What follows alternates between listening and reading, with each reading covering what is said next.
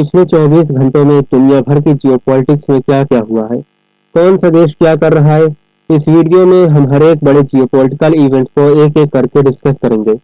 लेकिन इसके पहले अगर आपने अभी तक हमारे यूट्यूब चैनल को सब्सक्राइब नहीं किया है तो अभी सब्सक्राइब कर लीजिए, क्योंकि यहाँ पर हम हर सुबह 7 बजे एक ऐसा वीडियो लाते हैं जिसे देखने के बाद आपको जियोपॉलिटिक्स से अपडेट रहने के लिए किसी और वीडियो को देखने की जरूरत नहीं पड़ेगी। सबसे पहले चीन से जुड़ी खबरों पर नजर डालते हैं। शी जिनपिंग ने अपने बचपन के दोस्त झांग योशिया को गिरफ्तार करवा दिया है। झांग योशिया चीन की सेना में दूसरे सबसे बड़े ताकतवर आदमी माने जाते थे। उनके पिता और शी जिनपिंग के पिता दोनों ने माओ की क्रांति में साथ लड़ाई लड़ी। चीन के सिस्टम में झांग को अब तक अनटचेबल माना जाता था। कई लीडर्स आए गए, लेकिन झांग हमेशा चीन में दूसरे सबसे ताकतवर लीडर बने रहे। लेकिन अब वो भी जेल में है। अब जरा नंबर समझिए। 2022 में चाइना ने सेंट्रल मिलिट्री कमीशन में 6 जनरल नियुक्त किए थे। आज की तारीख में 6 गायब है। सबको उनके पदों से हटा दिया गया, या तो मरवा दिया गया, या तो वे जेल में डलवा दिए गए, या तो फिर इस तरह से गायब कर दिए गए कि जैसे उनका कभी कोई अस्तित्व ही नहीं था। चाइना के सेना के 44 यूनिफॉर्म सीनियर अफसरों में से 29 को बर्खास्त कर दिया गया। चाइना की मिलिट्री लीडरशिप की पूरी टॉप लेयर साफ कर दी गई है। जिस जनरल को ताइवान पर चीन के हमले का नेतृत्व करना था, उस पर अब न्यूक्लियर ट्रेजन यानी परमाणु गद्दारी का आरोप है। और इंटरेस्टिंग बात यह है कि ताइवान ऑपरेशन प्लान करने वाला हर जनरल अब पावर से बाहर है। झांग की गिरफ्तारी की आधिकारिक वजह बताई जा रही है कि झांग ने चीन के परमाणु रहस्य अमेरिका को लीक कर दिए गए। वॉल स्ट्रीट जर्नल की रिपोर्ट के मुताबिक झांग योशिया पर आरोप है कि उन्होंने चाइना के न्यूक्लियर वेपन प्रोग्राम से जुड़ी गोपनीय जानकारी अमेरिका को दी, अपने आधिकारिक पद का दुरुपयोग किया और इसके बदले में रिश्वत ली। लेकिन इसके अलावा एक दूसरा नैरेटिव भी चल रहा है। चाइनीज सोशल मीडिया पर दावा किया जा रहा है कि शी जिनपिंग अपने से नीचे के हर ताकतवर आदमी को धीरे धीरे खत्म कर रहे हैं, ताकि फ्यूचर में उनके खिलाफ उनकी सत्ता को, शी जिनपिंग की अथॉरिटी को कोई चैलेंज न कर सके। और देखा जाए तो ये रीजन रियलिटी के काफी करीब भी है, क्योंकि कम्युनिस्ट देशों में सुप्रीम लीडर को हमेशा मिलिट्री कोड या किसी नजदीकी या फिर सेकेंड मोस्ट पावरफुल लीडर द्वारा धोखा दिए जाने का डर लगा रहता है। इसलिए ये लोग टाइम टाइम पे ऐसे एक्शंस लेते रहते हैं। रशिया में पुतिन ने भी यही किया था, नॉर्थ कोरिया में किम जोंग उन ने भी यही किया था, और अब चाइना भी वही कर रहा है। वो पिछले कई सालों से ऐसा करता रहा है शी जिनपिंग। खैर, दूसरी खबर यह है कि 26 जनवरी को भारत के रिपब्लिक डे के मौके पर चाइना के राष्ट्रपति शी जिनपिंग ने राष्ट्रपति द्रौपदी मुर्मू को बधाई संदेश भेजा है। चाइनीज न्यूज एजेंसी शिन्हुआ की रिपोर्ट के मुताबिक शी जिनपिंग ने कहा कि पिछले एक साल में इंडिया चाइना रिलेशंस में सुधार देखने को मिला है और दोनों देशों के रिश्ते आगे बढ़े हैं। उनके मुताबिक ये दोनों देश और उनकी जनता के फंडामेंटल इंटरेस्ट में थे और इससे ग्लोबल पीस और प्रॉस्पेरिटी को भी फायदा मिलता है। शी जिनपिंग ने यह भी कहा कि चीन हमेशा से मानता आया है कि भारत और चीन को गुड नेबर्स, फ्रेंड्स और पार्टनर्स की तरह आगे बढ़ना चाहिए। उनका कहना है कि भारत और चीन को स्ट्रेटेजिक कम्युनिकेशन मजबूत करनी चाहिए, एक्सचेंज और कोऑपरेशन बढ़ाना चाहिए और एक दूसरे की कंसर्न्स को एड्रेस करते हुए बायलैटरल रिलेशंस को स्टेबल और हेल्दी डायरेक्शन में आगे ले जाना चाहिए। बेसिकली चीन ने इस बार वो लाइन बोली है जो आमतौर पर भारत इस्तेमाल करता है। भारत हमेशा एक दूसरे की सोवरेनिटी का सम्मान करने की बात करता है। शी जिनपिंग ने भी यहाँ पर एक दूसरे के कंसर्न को एड्रेस करने की बात की है। और इंडिया और चाइना के केस में जो मेन रीजन है, मेन कंसर्न है, तो बॉर्डर इश्यूज ही है। और अगली बड़ी खबर है कि चाइना ने इस्लामिक कंट्रीज के साथ मिलकर उनके लेजिटिमेट राइट्स और इंटरेस्ट की प्रोटेक्शन के लिए काम करने की बात कही है। ये बयान ऐसे समय पर आया जब मिडिल ईस्ट, साउथ एशिया और ब्रॉडर इस्लामिक वर्ल्ड में जियोपॉलिटिक्स काफी सेंसिटिव फेज में चल रही है। यहाँ तक कि दो brotherly nation United Arab Emirates और सऊदी अरेबिया भी यमन में एक दूसरे के दुश्मन बने बैठे।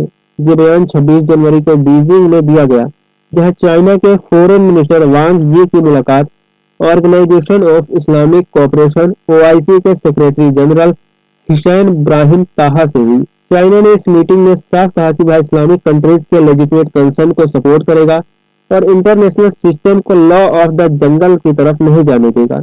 यानी इनडायरेक्ट तौर पर अमेरिकन प्रेशर पॉलिटिक्स पर भी निशाना साधा है। इस स्टेटमेंट के पीछे चाइना के कुछ क्लियर एम्बिशंस भी है, इंटरेस्ट भी है, जैसे कि मिडिल ईस्ट से एनर्जी सिक्योरिटी को बूस्ट करना, बेल्ट एंड रोड रूट्स की सेफ्टी को इंश्योर करना और ओआईसी के 57 मेंबर कंट्रीज का डिप्लोमेटिक सपोर्ट हासिल करना। चाइना ने यह भी कहा कि वो ओआईसी देशों के साथ high quality belt and road cooperation को आगे बढ़ाना चाहता है। चाइना इस बयान के जरिए खुद को इस्लामिक वर्ल्ड का डिप्लोमेटिक पार्टनर और ग्लोबल साउथ की वॉइस के तौर पर प्रोजेक्ट कर रहा है, जबकि इंडिया भी खुद को ग्लोबल साउथ के लीडर के रूप में प्रोजेक्ट करता आया है। यानी यहाँ पर इंडिया को भी रीजन में चैलेंज करने की बात कर रहा है चाइना। खैर, अगला ब्रेकिंग अपडेट ये है कि अब चाइना ऑफिशियली अमेरिका की टॉप सिक्योरिटी प्रायोरिटी नहीं रहा। पेंटागन ने अपनी नेशनल डिफेंस स्ट्रेटजी में चाइना को टॉप थ्रेट की पोजीशन से हटा दिया है। तो ये नेशनल डिफेंस स्ट्रेटजी हर 4 साल में एक बार पब्लिश होती है और इस बार डॉक्यूमेंट में साफ लिखा है कि अमेरिका की सबसे बड़ी प्रायोरिटी अब यूएस होमलैंड और वेस्टर्न हेमिस्फीयर पर डोमिनेंस बनाए रखना है, न कि दुनिया भर में क्या हो रहा है या चाइना को काउंटर करना है। ये अब अमेरिका की प्रायोरिटी नहीं रही। और यहाँ पर आयरनी समझिए कि एक तरफ पेंटागन कहता है कि यूएस को अब अपने ही इलाके यानी अमेरिका, कनाडा, मेक्सिको और साउथ अमेरिकी कंट्रीज पर ज्यादा फोकस करना है, और दूसरी तरफ वही पेंटागन ये भी कहता है कि अब वो अपने अलाइज को मोर लिमिटेड सपोर्ट देगा। यानी अब यूनाइटेड स्टेट्स कह रहा है कि उसके अलाइज अपनी लड़ाई खुद लड़े। जापान और ताइवान से कह रहा है कि चीन से अपनी लड़ाई खुद लड़े। साउथ कोरिया से कह रहा है कि नॉर्थ कोरिया को खुद मैनेज करे और यूरोपियन कंट्रीज से कह रहा है रशिया के साथ वो खुद निपटे, खुद स्ट्रॉन्ग बने और सेल्फ रिलायंट बने। यूएस सपोर्ट करेगा लेकिन पहले जितना गारंटेड नहीं, बहुत कम। इस पॉलिसी शिफ्ट से बिग सिग्नल ये जा रहा है कि यूएस अब ग्लोबल पुलिसमैन के रोल को री इवेल्युएट कर रहा है। यूरोप और एशिया में अलाइज को ज्यादा सेल्फ रिलायंट होना पड़ेगा और चाइना को लेकर थ्रेट परसेप्शन को भी रीप्रायोरिटाइज किया गया है। हालांकि चाइना थ्रेट खत्म नहीं हुआ है। अमेरिका आज भी चीन को थ्रेट मानता है, लेकिन चीन अब टॉप स्लॉट से हट चुका है और ये अपने आप में एक बड़ा जियोपॉलिटिकल सिग्नल है। नेक्स्ट अपडेट पर बढ़ते हैं। चाइना ने पाकिस्तान को साफ वार्निंग दी है कि अगर पाकिस्तान ने जम्मू कश्मीर में इंडियन हाइड्रो इलेक्ट्रिक प्रोजेक्ट्स को टारगेट करने की कोशिश की तो इसके जवाब में इंडिया पाकिस्तान के बड़े डैम्स को निशाना बना सकता है। रिपोर्ट के मुताबिक चाइना ने पाकिस्तान को बताया कि इंडियन रिटेलिएशन में तारबेला डैम और डायमर बाशा डैम जैसे क्रिटिकल इंफ्रास्ट्रक्चर टारगेट हो सकते हैं। अब सवाल यह है कि पाकिस्तान इंडियन डैम्स पर अटैक क्यों करेगा। इसका कॉन्टेक्स्ट सीधा वाटर स्ट्रेस और स्ट्रेटेजिक प्रेशर से जुड़ा है। पाकिस्तान पिछले कुछ सालों से severe water shortage, shrinking river flows और क्लाइमेट स्ट्रेस का सामना कर रहा है। पाकिस्तान की इकोनॉमी ऑलरेडी क्राइसिस में है और एग्रीकल्चर पूरी तरह इंडस रिवर वाटर सिस्टम पर डिपेंडेंट है। ऊपर से इंडिया ने ऑपरेशन सिंदूर के बाद इंडस वाटर ट्रीटी सस्पेंड कर दी है और अब आने वाले कुछ महीनों में गर्मी के कारण वाटर क्राइसिस और बढ़ सकता है। तो उसके पहले पाकिस्तान कोई एडवेंचर करे, चाइना ने पहले ही पाकिस्तान को वार्न कर दिया। अब आप यहाँ एक क्वेश्चन कर सकते हैं कि चाइना इतना इंटरेस्ट क्यों ले रहा है। तो उसके इंटरेस्ट में तो यही है कि इंडिया हमेशा पाकिस्तान के साथ वॉर लाइक सिचुएशन में उलझा रहे। तो यहाँ चाइना क्यों इतना इंटरवेन कर रहा है। इसका रीजन है कि यहाँ पर चाइना के खुद के स्टेक दांव पर लगे हुए हैं। पाकिस्तान में डायमर बाशा डैम में चाइना एक बड़ा स्टेक होल्डर है। ऐसे में अगर इंडिया इस डैम को टारगेट करता है तो इसका नुकसान सबसे ज्यादा चाइना को ही होगा और इससे रीजन में सीपेक प्रोजेक्ट की सेफ्टी भी खतरे में पड़ जाएगी, जिसमें चाइना का $1 बिलियन का इन्वेस्टमेंट है। अगली खबर ईरान से है। ईरान में सत्ता विरोधी विरोध प्रदर्शनों के सबसे बड़े केंद्र रहे मशहद शहर से गिरफ्तार एक शख्स अली रहबर को शुक्रवार को फांसी दे दी गई। अली रहबर को एंटी रेजीम प्रोटेस्ट में शामिल होने के आरोप में गिरफ्तार किया गया था। वह पेशे से एक स्पोर्ट्स कोच और फिटनेस ट्रेनर था जिसकी उम्र 33 साल थी। रिपोर्ट के मुताबिक ईरान में सत्ता विरोधी प्रदर्शनों के सिलसिले में अब तक करीब 30,000 लोगों को गिरफ्तार किया जा चुका है और इन मामलों में ये पहली फांसी है। यानी ईरानियन रेजीम ने साफ सिग्नल दे दिया है कि अब वह प्रोटेस्ट को जीरो टॉलरेंस अप्रोच से डील करेगा।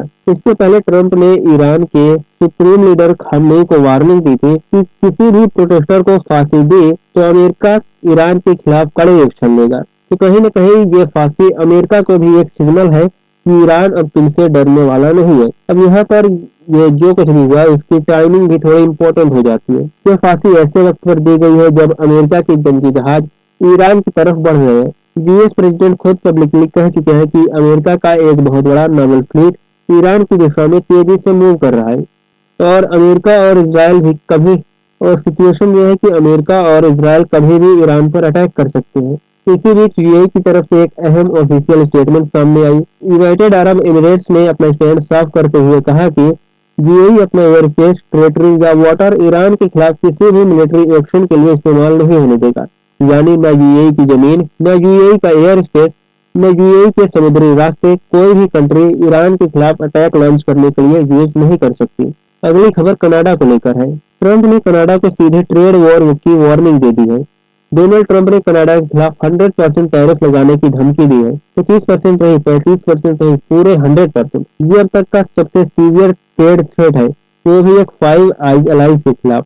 ये सब शुरू होता है जब कनाडा के prime minister Mark Carney Beijing के great hall of the people में खड़े होकर वो करते हैं जो आज तक पिछले 9 साल में किसी भी कनेडियन प्राइम मिनिस्टर ने नहीं किया था। मार्क कार्ने ने कनाडा के चाइनीज इलेक्ट्रिक व्हीकल्स पर 100% टैरिफ घटाकर 6.1% कर दिया। बीजिंग के साथ 8 एमओयू साइन कर लिए और ओपनली कहा कि वो न्यू वर्ल्ड ऑर्डर की तरफ प्रोग्रेस देख रहे हैं। यानी कनाडा अब साफ तौर पर चाइना के साथ इकोनॉमिक अलाइनमेंट का सिग्नल दे रहा था। इसके बाद डावोस में वर्ल्ड इकोनॉमिक फोरम में मार्क कार्ने ने पब्लिकली कहा था, the rule based order is fading, it is not coming back. यानी इस लाइन का सिंपल सा मतलब ये हुआ कि पुराना यूएस लेड ग्लोबल सिस्टम खत्म हो रहा है और कनाडा खुद को नए ऑर्डर के हिसाब से अलाइन कर रहा है। और इसके बाद तो ट्रंप ने कनाडा को कम्प्लीटली अपने टारगेट पे ले लिया। सबसे पहले मार्क कार्ने को ह्यूमिलिएट करने के लिए बोर्ड ऑफ पीस का इन्विटेशन रद्द कर दिया, फिर 100% टैरिफ लगाने की धमकी दे दी और अब तो कनाडा के प्राइम मिनिस्टर को गवर्नर तक कह दिया। ट्रंप ने कहा कि if governor Carney thinks he is going to make Canada a drop-off port for China to send goods and products into the United States, he is sorely mistaken. Trump ने जानबूझकर Canada के prime minister को president या prime minister नहीं बल्कि governor कहा। यानी Trump आज भी कनाडा को यूएस का 91वां राज्य मान रहे हैं, जैसे वो ट्रूडो के समय कनाडा को यूएस में शामिल होने के लिए कह रहे थे या शामिल करने की बात कर रहे थे। और ये बहुत ह्यूमिलिएटिंग है कि एक देश के प्रधानमंत्री को कोई दूसरा व्यक्ति गवर्नर कह दे और वो प्रधानमंत्री कुछ कर भी ना पाए, क्योंकि जैसे ट्रंप ने कनाडा पर 100% टैरिफ अनाउंस की, मार्क कार्ने तुरंत घुटनों पर आ गए। तो तुरंत मीडिया के सामने आकर कहने लगे कि कनाडा का कोई इरादा नहीं है चाइना के साथ ट्रेड डील करने का। इससे पता चलता है कि कनाडा अमेरिका पर कितने ज्यादा डिपेंडेंसी रखता है। नेक्स्ट अपडेट पाकिस्तान के लिए एक बड़ा झटका है और इसका लिंक यूएई से जुड़ा हुआ है। यूनाइटेड अरब एमिरेट्स के राष्ट्रपति शेख मोहम्मद बिन जायद अल नहयान ने पाकिस्तान के साथ होने वाली एयरपोर्ट डील रद्द कर दी है। इस फैसले से पाकिस्तान को करोड़ों रुपए का सीधा आर्थिक नुकसान होगा। जिन्हें नहीं पता उन्हें बता दूं, अगस्त 2025 में पाकिस्तान और यूएई के बीच एक एग्रीमेंट साइन हुआ था। इस डील के तहत इस्लामाबाद इंटरनेशनल एयरपोर्ट का संचालन यूएई को सौंपा जाना था, लेकिन अब यूएई ने इस डील से पूरी तरह पीछे हटने का फैसला कर लिया है। पाकिस्तान के अखबार द एक्सप्रेस ट्रिब्यून ने इस खबर की पुष्टि करते हुए लिखा कि यूएई को अब इस डील में कोई दिलचस्पी नहीं है। यूएई का कोई भी लोकल पार्टनर इस प्रोजेक्ट में इंटरेस्ट नहीं दिखा रहा, यानी डील प्रैक्टिकली कोलैप्स हो चुकी है। इस सबकी टाइमिंग बेहद इंपॉर्टेंट है। यूएई प्रेसिडेंट शेख मोहम्मद बिन जायद ने हाल ही में Indian prime minister Narendra Modi के साथ मुलाकात की थी और इसी मीटिंग के बाद ये एयरपोर्ट डील ऑफिशियली कैंसिल कर दी गई। खैर अगली बड़ी खबर देखते हैं। कनाडा के prime minister Mark Carney early March में इंडिया की यात्रा पर आ सकते हैं। रिपोर्ट्स के मुताबिक कनाडा और इंडिया के बीच लगभग 18,749 करोड़ रुपए का 10 साल का यूरेनियम सप्लाई एग्रीमेंट फाइनलाइज हो सकता है। यानी एनर्जी और न्यूक्लियर सेक्टर में लॉन्ग टर्म स्ट्रेटेजिक पार्टनरशिप बनने वाली है। इंडिया ने 2031 तक न्यूक्लियर एनर्जी कैपेसिटी को 25 गीगावाट तक बढ़ाने का लक्ष्य रखा है। अभी इंस्टॉल्ड कैपेसिटी 6.8 गीगावाट है। इसका मतलब है कि इंडिया को अगले कुछ सालों में पर्याप्त यूरेनियम सप्लाई की जरूरत होगी ताकि न्यूक्लियर रिएक्टर फुल कैपेसिटी पर चल सके। इस डील से इंडिया के न्यूक्लियर फ्यूल शॉर्टेज को मिटिगेट किया जा सकता है। अगली बड़ी खबर यह है कि आज इंडिया और ईयू के बीच ट्रेड डील की अनाउंसमेंट होनी है, लेकिन इसके पहले US finance secretary Scott Bessent ने यूरोप पर खुलकर हमला किया है। यूएस का कहना है कि हमने इंडिया पर रूसी तेल खरीदने के लिए 25% टैरिफ लगाए, लेकिन पिछले हफ्ते यूरोप ने इंडिया के साथ ट्रेड डील साइन कर ली। यानी यूएस की मेहनत और सैक्रिफाइस के बावजूद यूरोप इंडिया के साथ इकोनॉमिक अलाइनमेंट बढ़ा रहा है। यूएस का आर्गुमेंट है कि रूसी तेल इंडिया में आता है, वह रिफाइन होता है और फिर वही रिफाइंड प्रोडक्ट्स यूरोप खरीद लेता है। इस तरह यूरोपियन खुद ही उस युद्ध को फंड कर रहे हैं जो उनके खिलाफ है। खैर अगला अपडेट भी इसी से मिलता जुलता है। यूएस ट्रेजरी सेक्रेटरी ने कहा कि इंडिया पर लगाए गए 25% टैरिफ पेनल्टीज को अब हटाया जा सकता है। उन्होंने कहा, our 25% tariff on India has been a huge success. Indian purchases of Russian oil have been declined. The tariffs are still on but there is a path to take them off now. यानी tariff अभी भी active है लेकिन उनका primary goal पूरा हो चुका है। Indian imports of Russian oil significantly decline हो चुके हैं। अब यूएस टैरिफ को रिमूव करने का प्रोसेस शुरू कर सकता है, जो इंडियन एक्सपोर्टर्स के लिए एक राहत भरी खबर है। तो ये थे लास्ट 24 आवर्स के कुछ मेजर जियोपॉलिटिकल अपडेट। अगर आपको ये एनालिसिस अच्छा लगा हो, वीडियो इंफॉर्मेटिव लगा हो, तो इस चैनल को सब्सक्राइब करें, वीडियो को लाइक करें और दोस्तों के साथ शेयर करें।